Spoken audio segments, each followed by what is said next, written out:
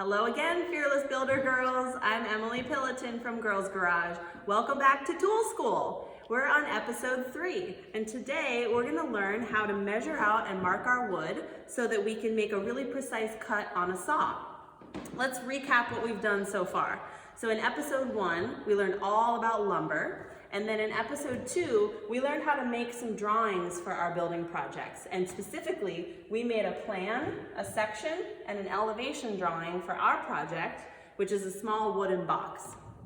Then we also made a cut list, which is like a recipe for our building project. And it shows us the number, the type of material, and the size of all the pieces that we need to cut. And these dimensions are going to be really helpful for us today because this is what we need to measure out and mark. All right, so I have some tools in front of me. I have a tape measure. Mine's 25 feet, but you can use a smaller one if you have it because our dimensions are pretty small. I also have something called a speed square, which is a very magical tool. It's one of my favorite tools. It's also weird that it's called a speed square because it's a triangle. So what do we use a speed square for? We use a speed square to check to see if things are square, which means at a 90-degree angle.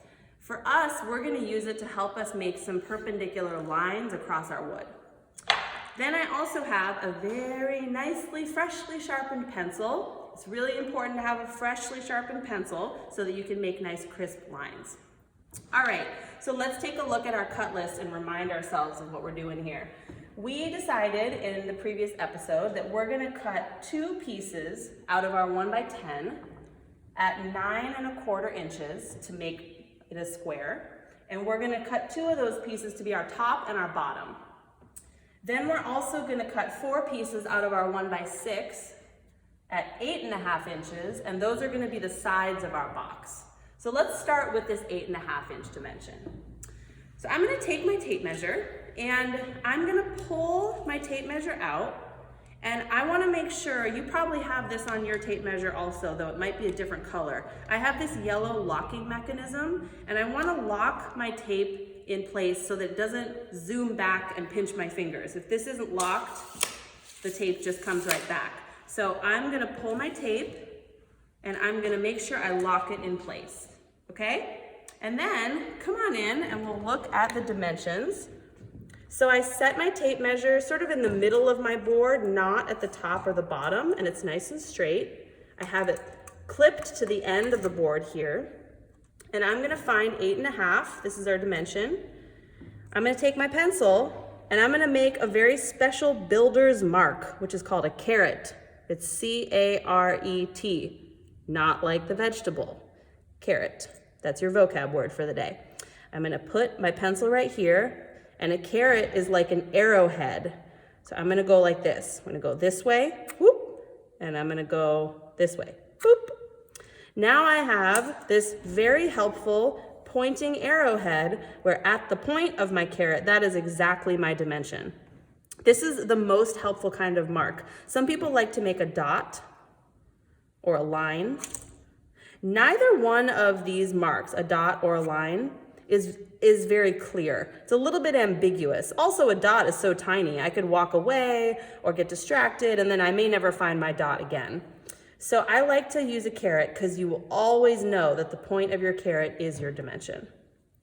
All right, so I got my caret. What I really need, though, is a line all the way across my board because that is the line that I'm going to follow when I make my cut with my saw. So to do that, enter our magical speed square. Here on this edge of my speed square, there's a lip. And I'm going to take that lip and I'm going to hook it to the edge of my board.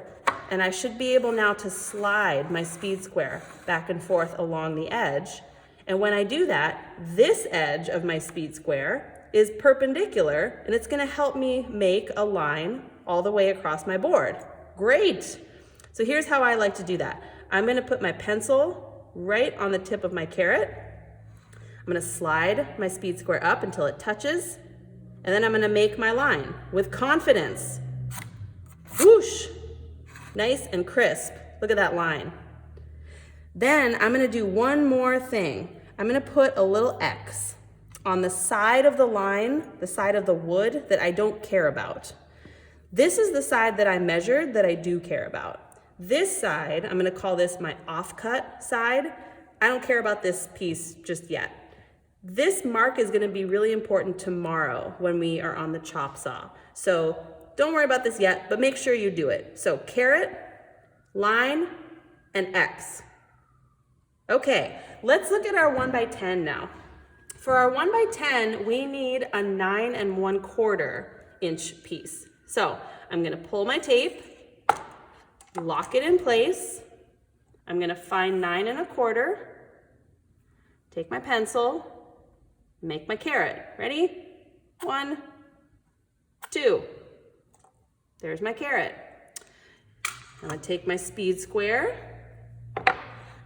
hook it to the edge, pencil on the tip of my caret, slide my speed square up, and then my line. Uh-oh, look what's happening here. My speed square is not long enough for me to finish my line. So what do you think we could do to fix this problem? I can take my speed square and flip it over like this, and then line it up with my half line and finish my line. All right, so now I have a line going across the entire board. And then I need my X on my offcut side, and voila. So now I have my 2 boards marked. I have my 1x6 marked at 8 1/2, and I have my 1x10 marked at 9 1/4. Great. So I promised you a hack because I know that this is kind of a rare tool. You probably don't have this just randomly in your house. If you don't, I highly recommend you get one, but quick hack in case you don't. So let's say I don't have a speed square and I need to measure out my 8 1/2 and I make my caret. All right, so here's my trick. You can use something in your house that is square and has a square corner. The bigger, the better. So a great thing to use is a book. So here I have The Gutsy Girl by Caroline Paul, my dear friend. Really excellent book. I might want a book that's a little bit bigger for this purpose, but great book.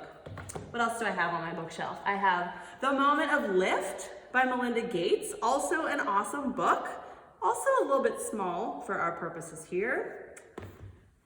And then what do you know? I have the Girls Garage book, coming soon. The Girls Garage book is coming out in June. If you're into all the stuff we're doing here, a lot of that is in this book. It's hundreds of tools and projects and end of shameless promotion, but the Girls Garage book is coming soon. You can pre-order it now. So let's use this book, which actually is just a mock-up of the cover with another book stuck inside, but it will work for our purposes. So we're gonna use the corner of this book as our speed square. So if I line up the long edge of my book with the edge of my wood, and then slide it up to my caret, I can make my line. And that's pretty good, yeah? If you have a speed square, use it, but if you don't, you gotta improvise, so I recommend using a large book. So that's a good tip. Great, and then the other thing I want to just mention quickly is you might be wondering, well, Emily, why can't I mark 8 1/2, another 8 1/2, another 8 1/2? I'm just gonna tell you now that you can't do that. And your homework is to think about why you might not be able to do that.